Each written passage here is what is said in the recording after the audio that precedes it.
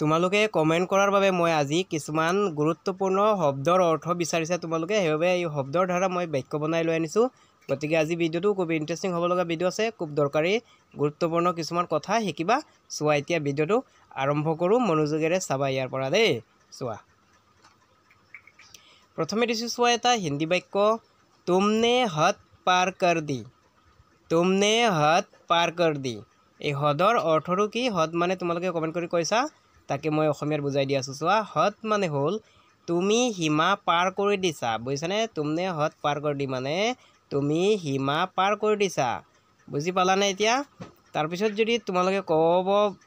এনেকৈ যদি দেখা পোৱা বাক্য, বছ কৰোঁ হদ হৈ গই, বছ কৰোঁ হদ হৈ গই, তেতিয়াহ'লে তাৰ অৰ্থটো কি হ'ব? অসমীয়াত চোৱা মই দিছোঁ, বছ কৰোঁ হদ হৈ গই মানে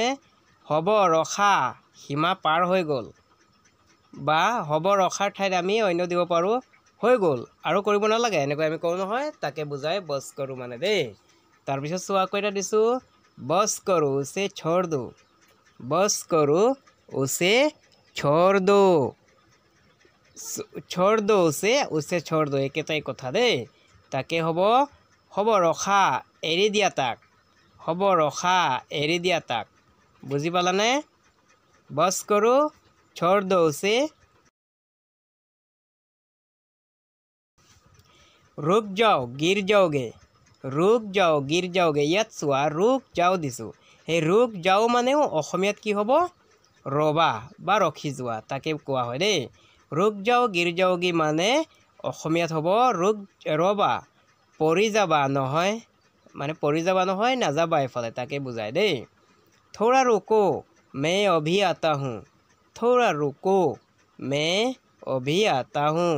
ইয়াৰ অৰ্থ হ'ব অসমীয়াত, চোৱা মই বুজাই দিছোঁ, অলপ ৰখা মই এতিয়া আহিছোঁ, অলপ ৰখা মই এতিয়া আহিছোঁ। ইমান দিন শিকাই আছিলোঁ অসমীয়াৰ পৰা হিন্দী, এতিয়া হিন্দীৰ পৰা অসমীয়া, যোনে যিটো ভাল পোৱা কমেণ্ট কৰি ক'বা, নেক্সট ভিডিঅ'ত আকৌ তেনেকৈ বনাম দেই। ইতনে গিৰ যাওগে মেনে নহি সোচা, ইতনে গিৰ যাওগে মেনে নহি সোচা, ইয়াৰ অৰ্থ হ'ব ইমান নামিবা মই ভবাই নাছিলোঁ, মানে ইমান তলত নামিবা যে মই ভবাই নাছিলোঁ, তাকে বুজালোঁ দেই। তাৰপিছত চোৱা আকৌ এটা বাক্য দিছোঁ, ওহ পানী মে গিৰ গয়া হে। এতিয়া গিৰ গয়া মানে তোমালোকে জানাই চাগে, ওহ পানী মে গিৰ গয়া হে, তাকে কোৱা হয়, চোৱা সি পানীত পৰি গ'ল, সি পানীত পৰি গ'ল, ওহ পানী মে গিৰ গয়া হে মানে সি পানীত পৰি গ'ল, তাকে বুজায় দেই। ইয়াৰ পিছত চোৱা আকৌ এটা দিছোঁ, তুম কভি হিচকিচানা নাহি, তুম কভি হিচকিচানা নাহি হা, মানে এনেকৈ আমি কেতিয়াবা কওঁ, তুম কভি হিচকিচানা নাহি হা, ইয়াৰ অৰ্থ হ'ব তুমি কেতিয়াও সংকোচ নকৰিবা হা, তুমি কেতিয়াও সংকোচ নকৰিবা হা, সংকোচ বা থুট বুট বুলি কোৱা হয় দেই। অসমীয়াত বেলেগ বেলেগ কোৱা হয়, কোনোবাই কেনেকৈ ধৰণে কয়, বেলেগ বেলেগ ধৰণে কয়। যেনে আকৌ এটা দিছোঁ চোৱা, হিন্দী বলনে মে হিচকিচানা নাহি, হিন্দী বলনে মে হিচকিচানা নাহি, হিচকিচানাৰ অৰ্থ হ'ল যেনে থুট বুট, যেনে মই দিছোঁ চোৱা, হিন্দী কওঁতে থুট বুট নকৰিবা, বেলেগে বেলেগ ধৰণে কয় দেই, মই এনেকৈ ক'লোঁ, হিন্দী কওঁতে থুট বুট নকৰিবা মানে আমি সংকোচ কৰোঁ নহয়, কিবা লাজ কৰোঁ নহয়, তাকে বুজায় দেই। মুঝে বহুত পিয়াস লগি হে, মুঝে বহুত পিয়াস লগি হে, এই পিয়াছৰ অৰ্থটো কি?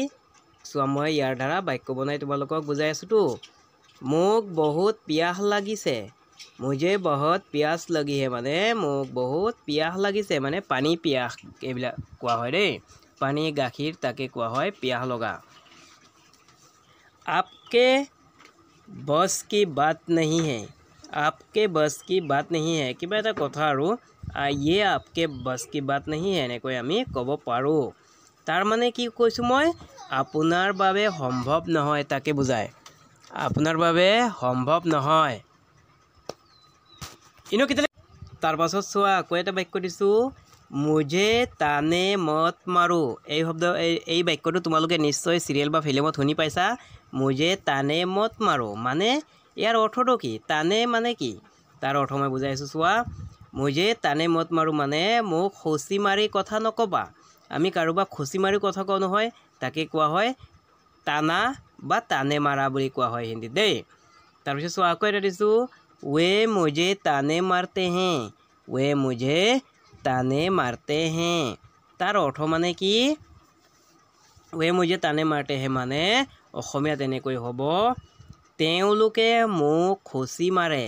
তেওঁলোকে মোক খুচি মাৰে মানে কিবা পিং চিং দি খুচি মাৰে তাকে কোৱা নাই দেই মই মনত ৰাখিবা কথাৰ মাজত খুচি মাৰাকে কোৱা হয় টানে মাৰে দেই তাৰপিছত চোৱা আকৌ এটা দিছোঁ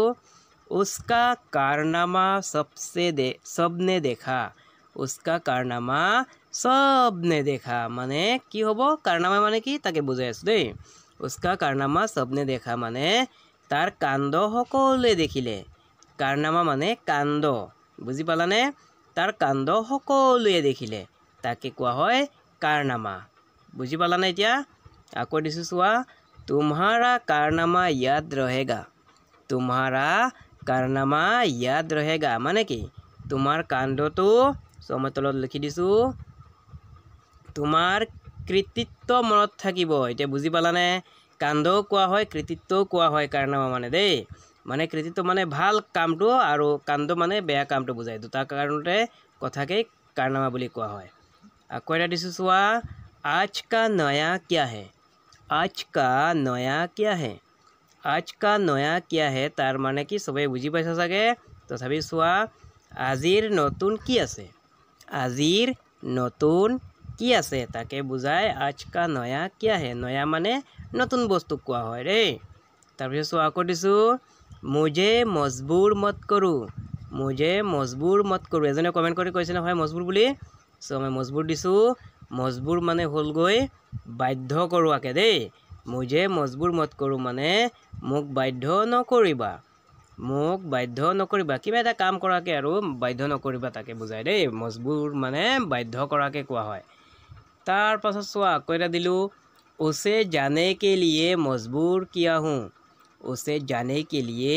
मजबूर किया हूँ বুজি পালানে ইয়াৰ অৰ্থ হ'ব কি হ'ব उसे जाने के लिए মানে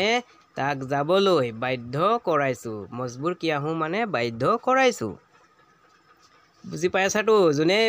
ভাল নালাগে নহয় কবা মই অসমীয়াৰ পৰা হিন্দীত বুজাই দিম দেই